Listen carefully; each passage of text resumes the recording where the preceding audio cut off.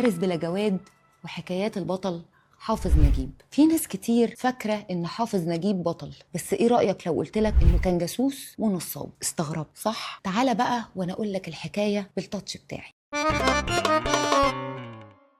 شخص بيواجه الاحتلال الانجليزي ويصمم على الانتقام لكل واحد اتظلم، ومش بس كده، ده كمان بيكشف خبايا بروتوكولات حكماء البعدة. يبقى بطل ولا مش بطل؟ طبعا بطل. ده التاتش اللي حطه مسلسل فارس بلا جواد بطولة الفنان العظيم محمد صبحي على شخصية حافظ نجيب. بس هل فعلا دي الحقيقة ولا لا؟ هقول لك القصة من اولها بالتاتش بتاعي. تخيل يبقى أبوك راجل تاجر معاه فلوس وعايش معاه حياة حلوة جدا، وفجأة وبسبب إهماله يخسر كل حاجة، بس أنت يبقى حظك حلو فالقدر يوقع في طريقك باشا تركي يقرر ياخدك من أبوك علشان تتربى معاه. ومش بس كده، ده كمان يدخلك المدرسة الحربية، وعلشان القصة تكمل يجوزك بنته وتعيش معاه في القصر. دراما قوي صح؟ بس تصدق اللي بقوله ده حصل والله. مع مين بقى؟ مع أبو شريف نجيب. لو أنت مستغرب القصة الدرامية دي فيلا ركز معايا، لأن التاتشات اللي حصلت بعد كده الدراما فيها أعجب وأغرب. محمد نجيب اللي هو أبو حافظ عمل أحقر تاتش ممكن إنسان يعمله، وبسببه حياته وحياة ابنه حافظ اللي كان مجرد جنين لسه في بطن أمه هتتغير للأبد. في يوم وهو راجع السرايا سكران اعتدى على حماته، وطبعا كان العقاب الطرد من القصر والنفي كمان للسودان. بعدها بشهور ملك مراته ولدت حافظ، لكن مامتها حاولت تبعدها عنه لغاية ما ملك فقدت عقلها في لحظة صادمة قررت التخلص من حياتها وولعت في نفسها. فضل حافظ عايش مع جدته وجده البشوات لغاية ما جده اتوفى عشان يرجع أبوه كالعادة يحط تاتش جديد. أبو حافظ رجع طالب بحضانة حافظ. يعني معاك فلوس يا عم نجيب، هتعيشوا طيب في حتة كويسة؟ لا لا لا، بس أنا عايز ابني. طبعا جدته الهانم ما كانتش باقية عليه قوي، خاصة بعد وفاة بنتها، فسابته ليه عشان يتنقل حافظ ويعيش مع عمامه في بيت جده لأبوه. وهنا كانت الصدمة. حافظ نجيب لقى نفسه عايش حياة قذرة كلها فقر ولهو. وبعد فترة سافر أبوه لقنا وأخد مراته وحافظ معاه، لكن الأب كالعادة عمل إيه؟ أيوة بالظبط كده، شريكي في التاتش، حط التاتش من جديد وحب واحدة تانية واتجوزها كمان على مراته، اللي لما لقاها بتغير رجعها مع حافظ علشان يعيشوا في القاهرة في أوضة ضلمة تحت السلم. في الوقت ده جد حافظ لأبوه قال له ما تيجي يا ابني تعيش معانا. طبعا قلت راجل طيب ومحترم، بس اسمح لي أصدمك وأقول لك إنه كان طمعان في 150 قرش مصروف الشهر اللي كان أبوه بيبعته ليه. فضل حافظ مشتت شوية ما بين بيت جده وعمه اللي في أسيوط، شوية يرجع لأبوه في قنا، وطول الوقت ده كان طبعا بيهرب من المدرسة وتعلم حياة الصعلقة. حافظ كان أخد الشهادة الابتدائية فاتنقل علشان يعيش مع أبوه في أليوب، لكن برضه فضلت مسيطرة عليه حكاية الصعلقة، وكان دايما يهرب علشان يعوم في الترعة. وهنا حصل أول تاتش هيفرق في حياة حافظ قدام. في يوم أبوه كان راجع من ضبطية ومعاه 2 عساكر، وفي نفس الوقت ده كان حافظ بيلعب في الترعه، فقرر يتنكر بسرعه علشان ابوه ما ياخدش باله منه وبالتالي يعاقبه. فقام جاي عامل ايه؟ لطخ وشه وجسمه بالطين، والخطه نجحت فعلا. ابوه ما خدش باله منه، عشان ده يبقى اول مشهد ينجح فيه حافظ في التنكر.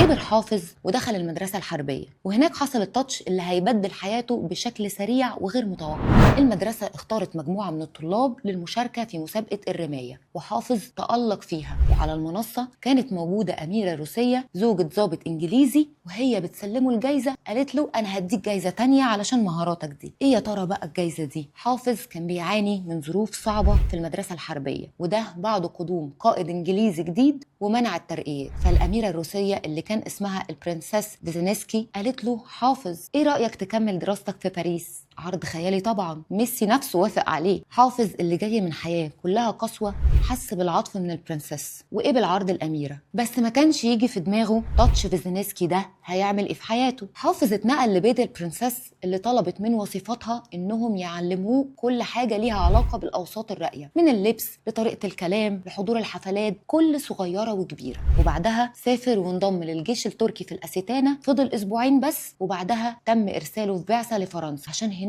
يكمل دراسته. وطبعا مين كان ورا القرار ده؟ بالظبط كده، الأميرة الروسية دي. لو كانت طلعت لحافظ من الفانوس السحري ما كانتش هتظبطه كده. كمل حافظ دراسته في فرنسا، واهتمام البرنسيس بيه بيزيد، وكانت بتاخده معاها سهراتها في بيوت اصدقائها، لغايه ما في يوم حافظ كان سكران، وبالظبط كده اللي في دماغك حصل، القهوه فارت والستاره طارت ولقى نفسه في اوضه نومها. وهنا فهم حافظ سبب اهتمامها بيه، مع انها اصلا كانت باينه قوي من الاول. يعني يا عم حافظ، انت بس اللي ما كنتش فاهم، او فاهم وعامل نفسك مش فاهم. حافظ من البدايه كان خجول من اللي حصل، لكن بعد كده تقبل الوضع ده وبقى عادي جدا بالنسبه له. البرنسيس كمان ساعدته على الانضمام للفرقه الاجنبيه في الجيش الفرنسي، وبعد فتره اتنقل للعمل ضمن قوات الجيش الفرنسي في الجزائر. انت هتشتغل جاسوس يا حافظ ولا ايه؟ في يوم حافظ اتفاجئ بالقائد بتاعه في الجزائر بيبلغه انه اترقى وهيتنقل للعمل في وزاره الحرب في باريس، تمهيدا لتوظيفه كجاسوس. وطبعا مش محتاجه اقول لك ان البرنسيس كانت ورا النقله دي علشان يفضل جنبها في فرنسا على طول. مدرسه الشياطين،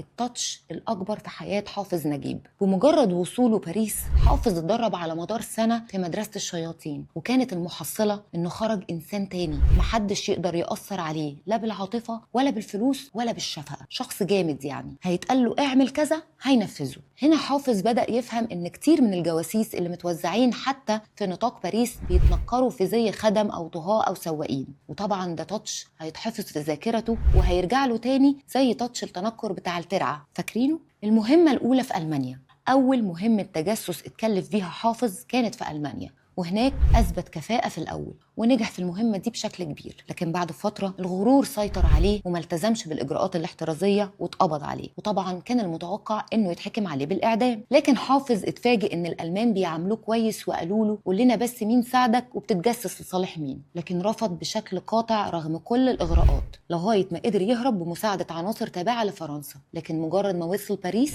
كانت الصدمة الكبيرة. قائد حافظ قال له فرنسا متهمة بالتجسس بسببك، ووجودك هنا هيأكد التهمة. طب أعمل إيه؟ هترجع حالا في أول باخرة على اسكندرية. حافظ فجأة لقى نفسه في طوخ عايش مع أبوه اللي كان معاون بوليس. طبعا اتحول حياته من حياة كلها رفاهية مع الأميرة لحياة الفقر مرة تانية. ده غير إن مرات أبوه برضه كانت بتعامله وحش، بس خبر في الجورنان كان كفيل يخليه يعمل ريمونتادا تاني، الأميرة الروسية تزور مصر. ده كان مضمون الخبر اللي حافظ قراه علشان يطير على بيتها، وهناك قالت له سيبك من كل اللي حصل وانسى الحياة العسكرية، أنا هديك راس مال كبير علشان تبقى رجل أعمال وتبدأ حياتك من جديد. ده انت كده ولا الحاج متولي. استغل حافظ الثروة اللي ادتها له الأميرة وبدأ يضارب في البورصة لغاية ما عمل ثروة كبيرة فعلا، وعاش حياة مرفهة واشترى بيت وعربية وخيول. وفي الفترة دي الأميرة كانت تعبت واتنقلت للعيشة في اسكندرية. حافظ بدأ يتردد على الملاهي الليلية وتعرف على الراقصات، ومنهم شفيقة القبطية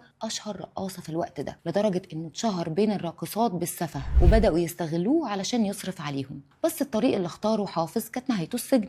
جورج طنوس فضح حافظ. جورج ده كان صحفي وكان صديق حافظ، ولما حصل بينهم خلاف نشر موضوع بعنوان إفساد الأخلاق، اتكلم فيه عن سفه حافظ وتبذيره وعلاقاته بالرقصات، وبعت المواضيع دي للبرنسس اللي قبل أي قرار حبت تتأكد من 2 تانيين صحاب مقربين من حافظ. وطبعا قدام إغراءات الأميرة المالية باعوه واعترفوا عليه. وكان من ضمن اللي نشره جورج إن حافظ فرط في أحد نياشين أميرة صديقة للبرنسس لما كان نايم في بيت راقصة اسمها حميدة وسرقته منه ورقصت بيه، فاتهمته النيابة بالتبديد واتسجن 6 شهور في سجن الحضرة علشان يتغير مصير حياته بسيناريو بشع ما كانش يتخيله، بس المرة دي بسبب تاتش كان كله غدر وخيانة. بعد 6 شهور حافظ اتفاجئ بست تركية وعربجي بيوجهوا ليه تهم جديدة بدون أي إثباتات علشان يتسجن 1.5 سنة. ووقتها فهم إن كل حاجة انتهت خلاص. خرج حافظ من السجن، ملقاش أملاكه، الأميرة سيطرت عليها كلها خلاص، أو خلينا نقول ونبقى حقانيين يعني ترجعت فلوسها لنفسها.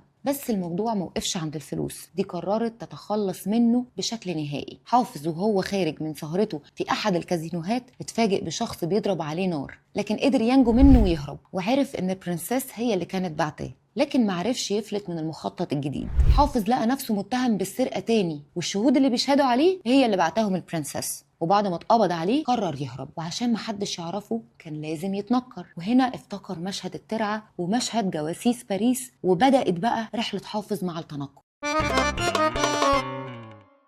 البوليس السري قلب مصر على حافظ وبدأ يوزع منشورات بصورته، لكن هو كان متنكر في هيئة راجل أربعيني وكان بيقعد جنب رجال البوليس نفسهم في الكازينوهات. ده غير إنه بعد تشديد الحصار عليه قرر يتنكر في صورة خادم واشتغل في بيت رئيس النيابة اللي كان متكلف بالبحث عنه لمدة 6 شهور علشان يبقى في أمان الأمان يعني. وبعد محاولات كتير للقبض عليه اتعرف حافظ على ست إسبانية وحبها، وبعد ما كشف ليها نفسه طلب يتجوزها لكنها رفضت بسبب مطاردة البوليس ليه، فقرر يحط التاتش بتاعه علشان يعرف يتجوزها. فتنكر في شخصية شيخ كبير في السن، بعدين بقى بمساعدة بعض أصدقائه سرب خبر إن حافظ نجيب كان متنكر في شخصية الشيخ ده ومات فعلا، عشان الحكومة ترتاح أخيرا وتعلن وقف مطاردة حافظ نجيب. وبعدها اتجوز حبيبته اللي بعد سنة واحدة زهقت منه. طب ليه؟ بقيت ممل، مفيش أكشن، فين بقى الحركات والتنكر؟ حافظ الكلام ده جه على كرامته وطلقها ورجع للخمرة والسكر من تاني. بعدين قرر يتنكر في هيئة راهب وعاش فترة في دير، وبعد ما خرج من الدير صديقه اللي كان ساعده في إقناع الشرطة إنه مات حكى اللي حصل وهو بيشرب مع صحفي عشان الصحفي يبلغ الشرطة وتبدأ من تاني مطاردته، فيبدأ تاني يتنكر. وبعد سنين طويلة من التنكر اتقبض عليه وكان وقتها سقطت بعض الأحكام، لكن قضى فترة في السجن وبدأ يكتب أشعار. وبعد ما خرج كمل واتجه للروايات. مش بس كده، ده كمان بقى صحفي وأسس مجلة الحاوي. وسنة 1919 اتجه للمسرح وأسس فرقة مسرحية فضلت شغالة لغاية سنة 1927. حافظ نجيب اتوفى سنة 1946. كل اللي أنا حكيته ده من مذكرات حافظ نجيب، يعني على لسان الراجل نفسه. لكن الصورة اللي ظهر بيها كبطل ومقاوم للاحتلال الإنجليزي فده كان تاتش بتاع صناع مسلسل فارس بلا جواد اللي بطله الفنان محمد صبحي، واللي قال إن أي اتهامات لحافظ نجيب بالنصب أو الاحتيال فدي كان هدفها تشويه المسلسل. بس هنروح بعيد ليه؟ احنا ممكن نشاهد حافظ نجيب نفسه. حافظ قال في مقدمة مذكراته: اقتنعت بأنني بددت الحياة في سفه وضيعت ما كان يجب أن يكون لها من الثمرات ومكنت الناس من هدر كرامتي. طيب بذمتك في بطل هيقول على نفسه كده؟ احكم انت بقى. انا نور الصواف وده كان التاتش بتاعي، وما تنساش شريكي في التاتش انت كمان تعمل التاتش بتاعك باللايك والشير والسبسكرايب وفعل زر الجرس عشان توصلكوا كل جديد.